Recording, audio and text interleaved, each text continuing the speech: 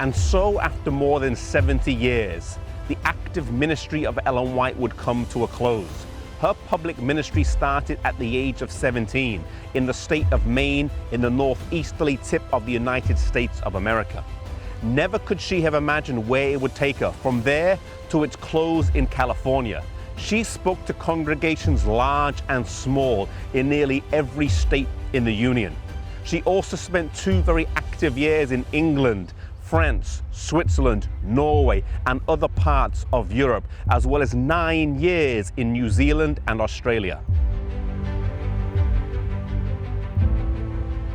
Whether traveling by horse and carriage across the New England states, by canal boat across New York State, or across the Great Plains states of Texas and Oklahoma, or by tourist train to the state of California, or by ocean steamer across the Atlantic or Pacific, wherever she was, she sought every opportunity to speak to people the words of life.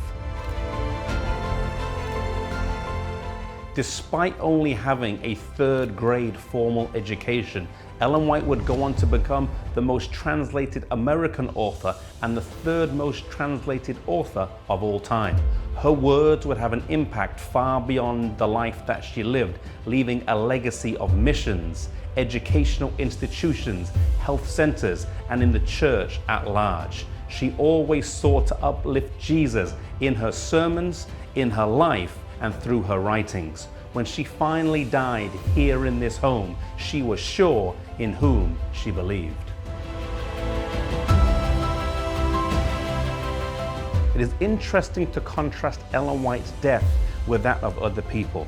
When lying there dying, one is often brought to contemplate life and how successful it has been. Ellen White had no such thoughts. 2 days before her death, here in this very room, her last words were, "I know in whom I have believed." Confident in her Savior right until the end.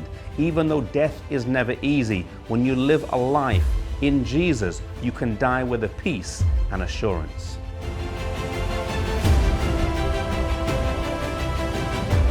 Ellen White would have 3 funerals. The first one was here in the Elms Haven area, the second one was in Oakland, California, and the 3rd one was in Battle Creek, Michigan.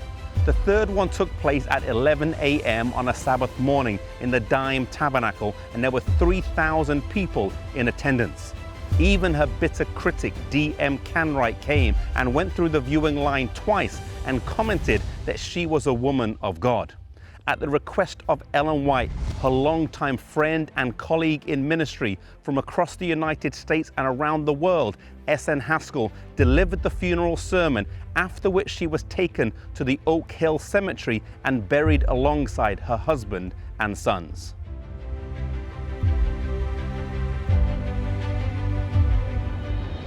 The words written about her in the newspapers after her death illustrate the kind of person that she was.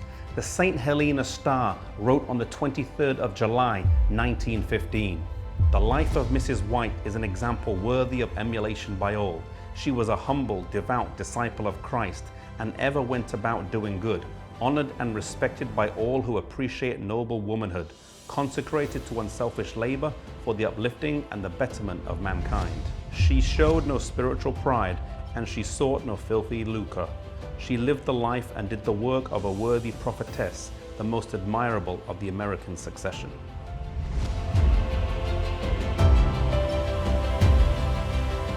She died confident in her Savior and confident that she would see him on the resurrection morning.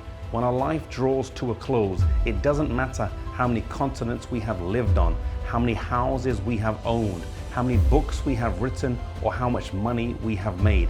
Ultimately, it matters if we have accepted Jesus into our lives and made him our personal Savior.